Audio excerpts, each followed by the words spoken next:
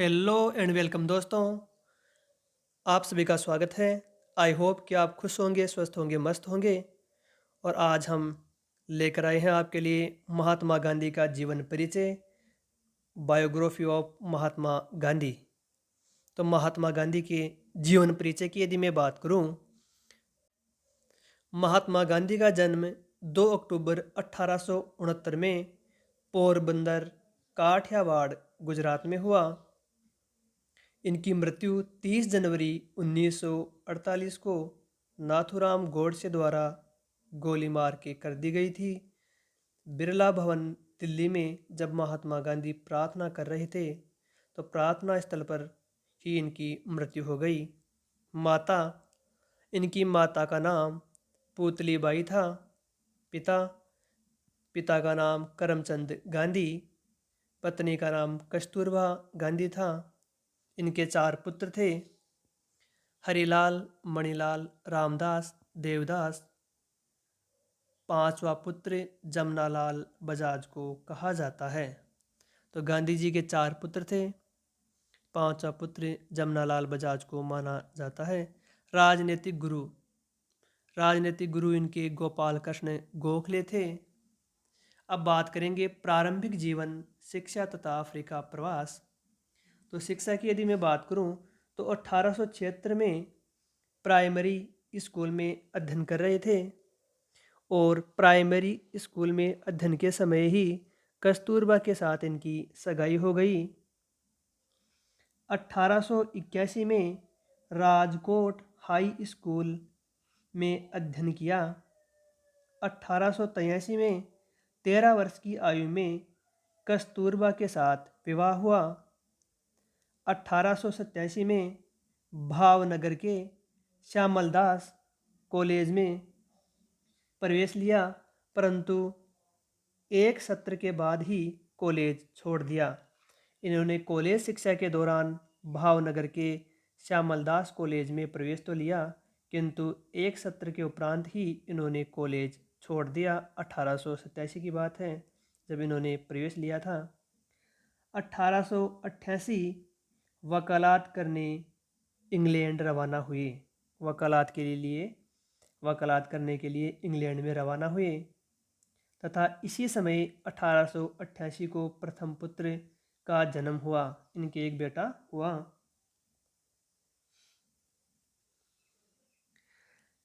जब ये इंग्लैंड रवाना हो रहे थे तब इनकी माता इनको इंग्लैंड भेजने के लिए मना कर रही थी, मतलब इनको परमिशन नहीं मिल रही थी।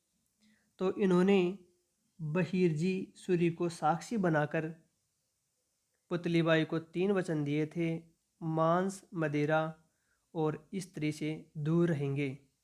तब इनको अनुमति मिली थी इंग्लैंड जाने की। मांस, मदिरा और स्त्री से दूर रहेंगे, कभी एग्जाम में पूछ लिया जाता है। 3 वचन कौन से दिए? 1891 में वकालत बैरिस्टर की उपाधि के लिए ये 1891 में वकालत या बैरिस्टर की उपाधि के साथ अध्ययन पूर्ण किया और भारत लौटे। इंग्लैंड से कब लौटे? 1891 में वापस भारत आए। वकालत करने के उपरांत बैरिस्टर की उपाधि के साथ ही इन्होंने अध्ययन पूरा किया और उपाधि प्राप्त करके ये भारत लौटे। जब ये भारत लौटे तब इनकी माता की मृत्यु हो चुकी थी। 1891 में राजकोट व बम्बई में वकालत प्रारंभ की लेकिन असफल रहे। 1891 में इन्होंने राजकोट व बम्बई में वकालत करना शुरू किया लेकिन ये असफल रहे। 1893 में दादा अब्दुल्ला एंड कंपनी हेतु भारतीय मुसलमानों के व्यवसाय संघ की मांग पर दक्षिण अफ्रीका ट्रांसवेल की राजधानी प्रिटोरिया में केस लड़ने के लिए पहुँचे। इनको एक केस मिला था 1893 में दादा अब्दुल्ला एंड कंपनी का। वहाँ पर भारतीय मुसलमानों के व्यवसाय संघ की मांग थी। इस मांग के ऊपर ये दक्षिणी अफ्रीका केस लड़ने हेतु पहुंचे। अफ्रीका जाते समय गांधी जी को ट्रेन में रंग भेद की नीति का सामना करना पड़ा। उन्हें प्रथम श्रेणी का टिकट होते हुए भी रेल से उतार दिया गया। 1894 में गांधी जी ने अफ्रीका में ही रहकर रंग भेद की नीति का सामना करने और सामाजिक कार्य करने व वकालत करने का निर्णय लिया। इसी समय 1894 में गांधी जी ने नेटाल इंडियन कांग्रेस की स्थापना की। 1896 में पुनः भारत लौटे। अपनी पत्नी व 2 पुत्रों को अपने साथ नेटाल वापस ले गए। 1896 में अफ्रीका से पुनः भारत लौटते हैं और अपनी पत्नी व 2 पुत्रों को अपने साथ नेटाल अफ्रीका ले जाते हैं। 1899 में बोअर के युद्ध में घायल ब्रिटिश सैनिकों की सहायता हेतु भारतीय एम्बुलेंस सेवा की स्थापना इन्होंने की। ब्रिटेन ने इन्हें जुल्लू व बोअर का पदक प्रदान किया जब इन्होंने ब्रिटिश सैनिकों की सहायता की। इसके बदले में ब्रिटिश सरकार ने इन्हें जुल्लू व बोअर का पदक प्रदान किया। 1901 में पुनः अपने परिवार सहित भारत लौटे। 1901 में ये वापस भारत लौटते हैं। अफ्रीका में रह रहे भारतीयों को आश्वासन दिया कि जब भी उन्हें ज़रूरत पड़ेगी वह पुनः अफ्रीका लौट आएंगे। 1901 में ही बम्बई में वकालत का दफ्तर खोला। अपना ऑफिस बम्बई में खोल लिया वकालत करने हेतु। 1901 में बम्बई में वकालत का दफ्तर खोला। संपूर्ण देश का दौरा किया 1901 में ही। और 1901 में ही कांग्रेस के कलकत्ता अधिवेशन में इन्होंने पहली बार भाग लिया। 1901 में प्रथम बार गांधी जी ने कांग्रेस के कलकत्ता अधिवेशन में भाग लिया। 1902 में भारतीय समुदाय द्वारा वापस बुलाए जाने पर ये अफ्रीका गए। 1903 में जोहानसबर्ग में इन्होंने इंडियन ओपिनियन की स्थापना की और वकालत के लिए एक ऑफिस खोला। 1903 में जोहानसबर्ग में इंडियन ओपिनियन की स्थापना की इन्होंने और वहाँ पर वकालत के लिए एक ऑफिस या दफ्तर खोला। 1904 में इंडियन ओपिनियन नामक साप्ताहिक समाचार पत्र का प्रकाशन अफ्रीका में इन्होंने शुरू किया। 1904 में ही फिनिक्स फार्म या फिनिक्स आश्रम है, उस आश्रम की स्थापना डरबन अफ्रीका में इन्होंने की। इस प्रकार से 1904 में इंडियन ओपिनियन समाचार पत्र और 1904 में ही फिनिक्स फार्म की स्थापना डरबन में इन्होंने की। 1906 में गांधी जी अपने सत्याग्रह का प्रथम प्रयोग दक्षिण अफ्रीका में किया। क्वेश्चन आ सकता है एग्जाम में भी कि गांधी जी ने 1906 में प्रथम बार सत्याग्रह का प्रयोग दक्षिण अफ्रीका में किया या गांधी जी ने सबसे पहले सत्याग्रह का प्रयोग कब तथा कहाँ किया। तो 1906 में अफ्रीका में सत्याग्रह का प्रयोग किया जब उन्होंने एशियाटिक ऑर्डिनेंस के विरुद्ध जोहानसबर्ग में सत्याग्रह प्रारंभ किया। तो ये इनका सत्याग्रह का पहला प्रयोग था। सत्याग्रह क्या होता है? अहिंसा पर आधारित सत्य के लिए संघर्ष करना। 1907 में ब्लैक एक्ट भारतीयों व अन्य एशियाई लोगों के जबरदस्ती पंजीकरण के विरुद्ध सत्याग्रह इन्होंने किया। 1907 में ब्लैक एक्ट के विरुद्ध। 1908 में गांधी जी पहली बार सत्याग्रह हेतु जोहानसबर्ग कैद में लिए गए। 1908 में गांधी जी को सत्याग्रह करने के कारण से जोहानसबर्ग की जेल में कैद में लिया गया, जेल में डाला गया। भारतीय व एशियाई लोगों के लिए किए जा रहे पंजीयन के कागज जला दिए।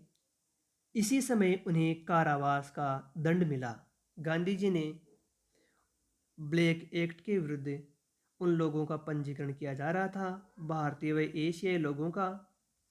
इसके विरुद्ध उन्होंने उन कागजों को जला दिया, जिस कारण से उन्हें कारावास की सजा मिली। रंग भेद की नीति के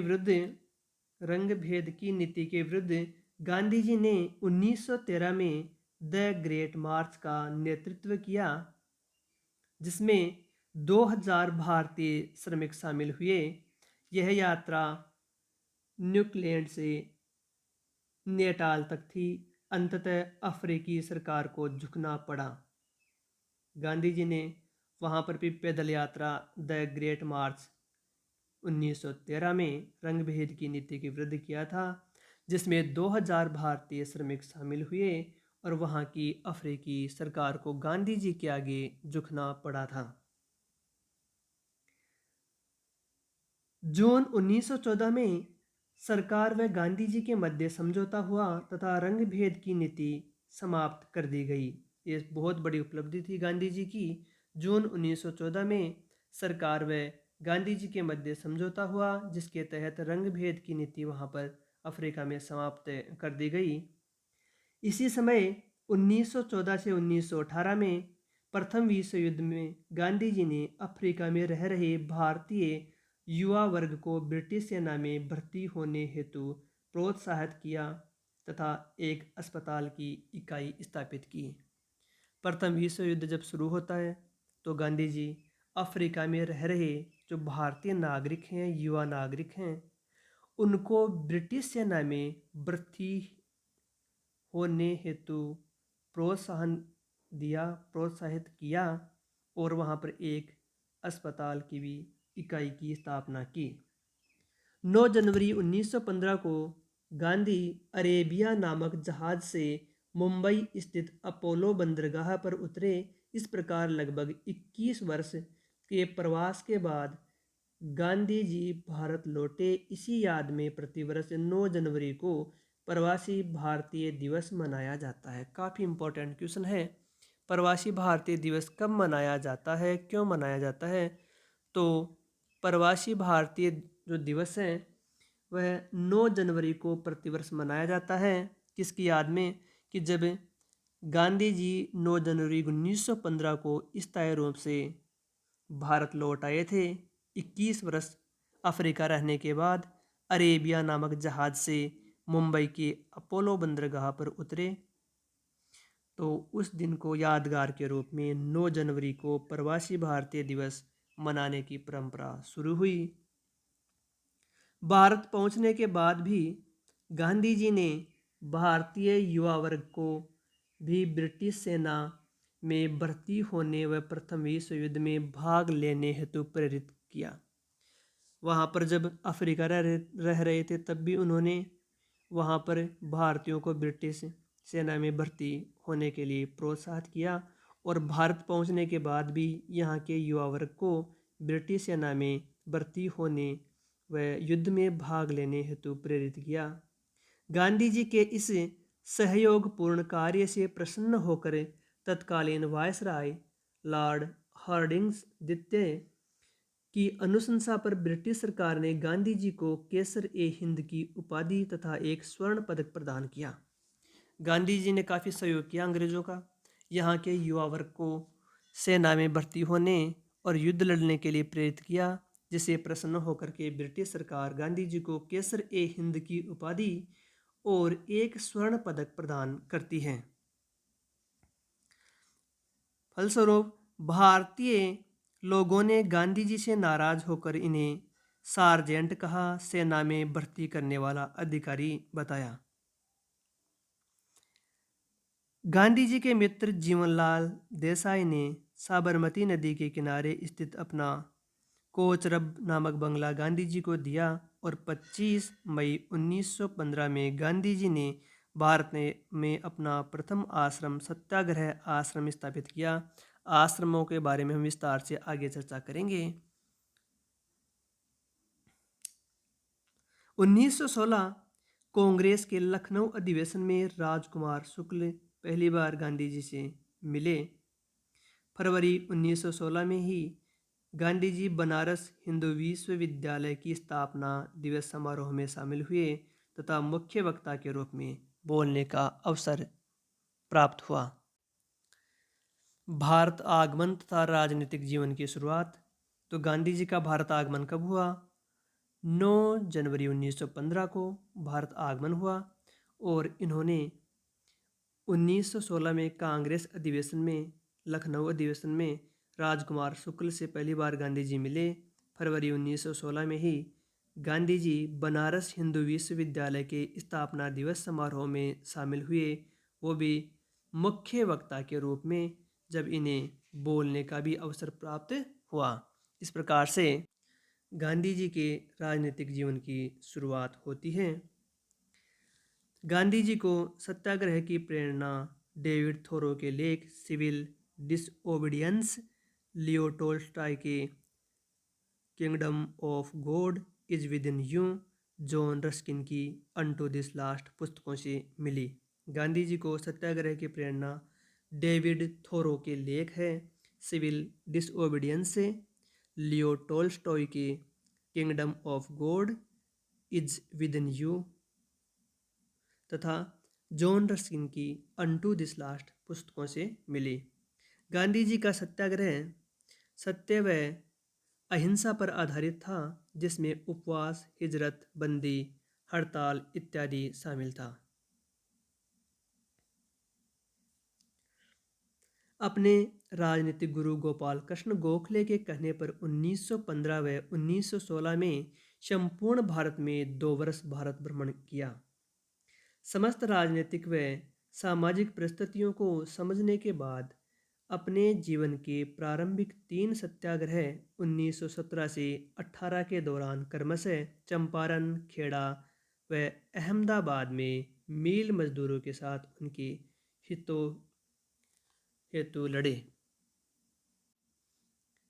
अब है गांधी जी की प्रमुख उपाधियां कि गांधी जी की प्रमुख उपाधियां कौन कौन सी थी तथा इनको उपाधि किसने प्रदान की।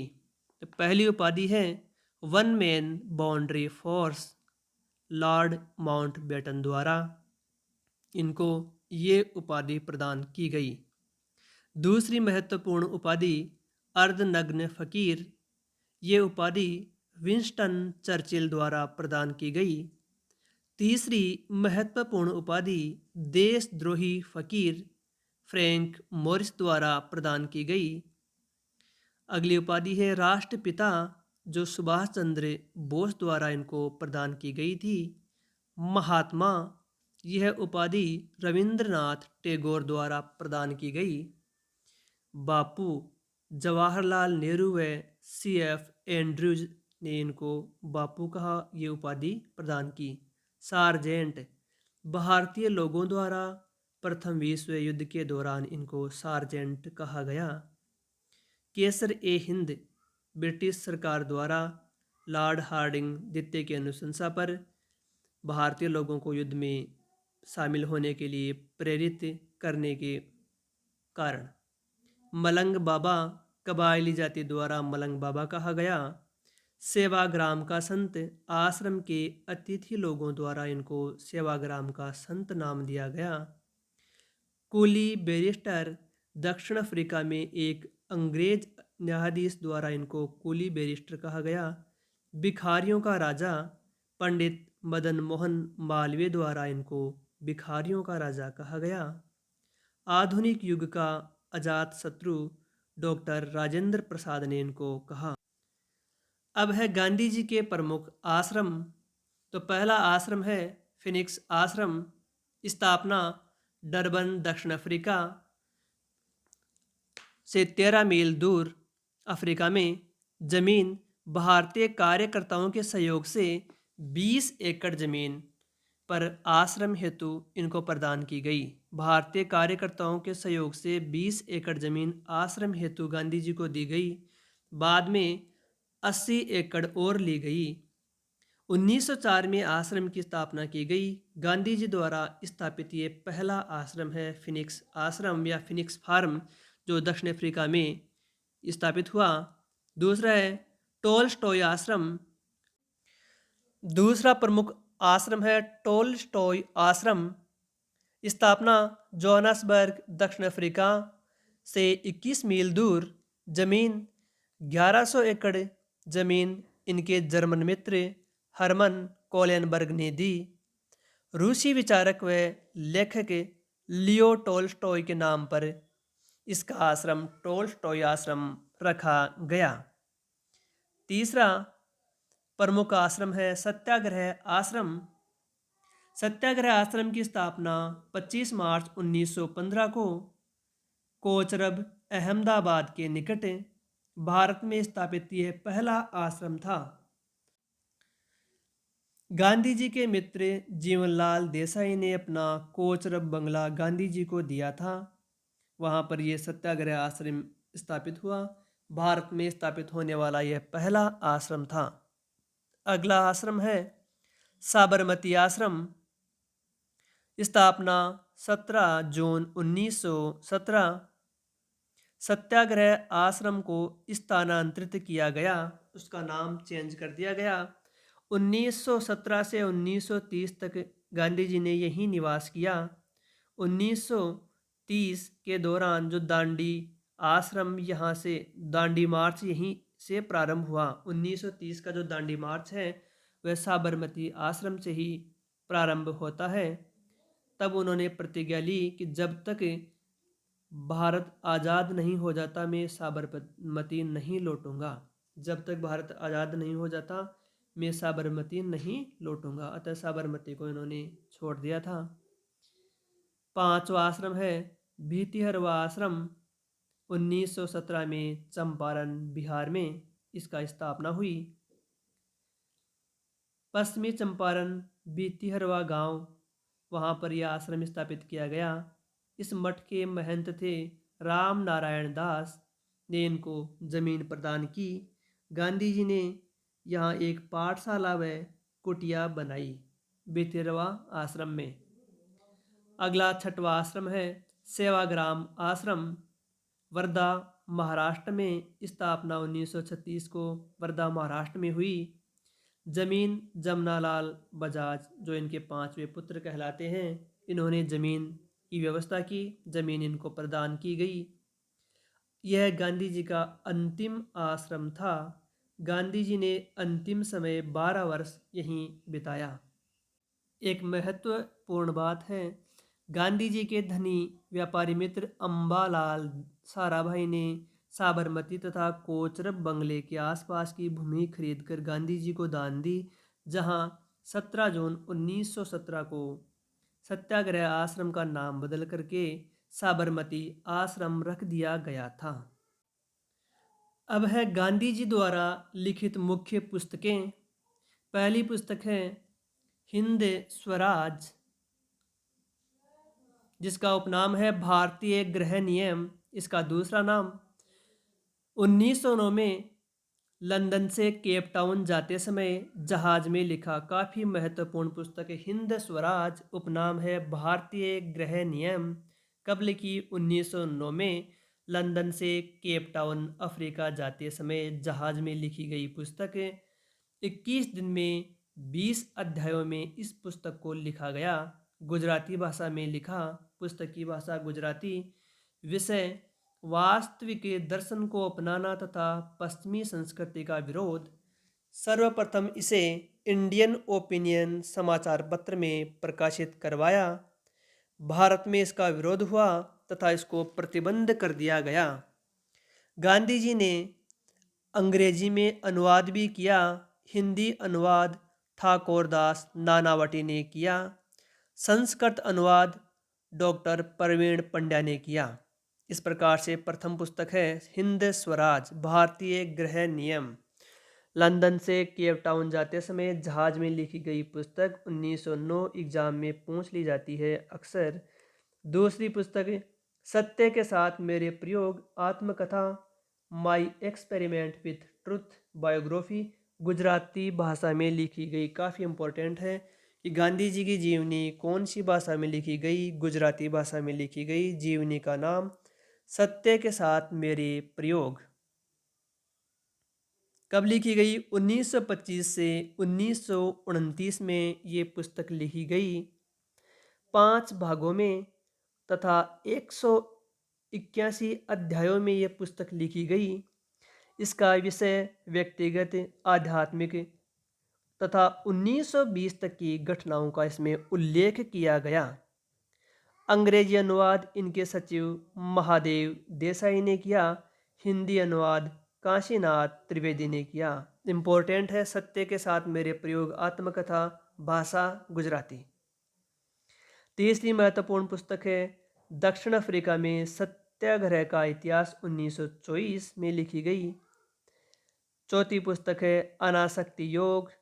अगली पुस्तक मेरे सपनों का भारत, गीता माता, ग्राम स्वराज, सप्त महाव्रत इनकी प्रमुख पुस्तकें थी। गांधी जी के समाचार पत्र। पहला समाचार पत्र इंडियन ओपिनियन 1903 में दक्षिण अफ्रीका में शुरू हुआ। भाषा, इसकी भाषा गुजराती। इसके अलावा हिंदी, तमिल व अंग्रेजी में लिखा गया। गांधी जी का पहला समाचार पत्र इंडियन ओपिनियन दक्षिण अफ्रीका में शुरू हुआ था, गुजराती में लिखा गया था।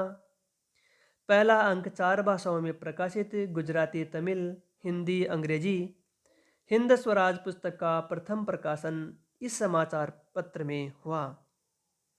साप्ताहिक समाचार पत्र था। दूसरा समाचार पत्र यंग इंडिया 1919 में शुरू हुआ, 8 अक्टूबर 1919। भाषा अंग्रेजी, ये भी साप्ताहिक समाचार पत्र था।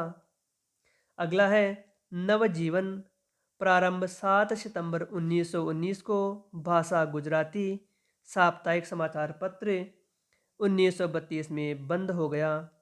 अगला था हरिजन 1933, 11 फरवरी 1933 को शुरू हुआ, अंग्रेजी भाषा में साप्ताहिक समाचार पत्र। ये समाचार पत्र जीवन पर्यंत चलता रहा, आजीवन चलता रहा। इसके इसके 3 भाग थे। हरिजन बंधु गुजराती भाषा में, हरिजन सेवक हिंदी भाषा में, हरिजन अंग्रेजी भाषा में साप्ताहिक पत्र निकलते थे इसके। हरिजन बंधु गुजराती भाषा में, हरिजन सेवक हिंदी भाषा में और हरिजन अंग्रेजी भाषा में। इस प्रकार से 3 भाषाओं में ये पत्र निकलता था। इस प्रकार से महात्मा गांधी की जीवनी पूरी होती है। कैसी लगी आपको? कमेंट के द्वारा हमें अपने सुझाव दीजिए कि गांधी जी की जीवनी आपको कैसी लगी। तब कल फिर से मिलते हैं अगला भाग लेकर के। तब तक के लिए जय हिंद, जय भारत।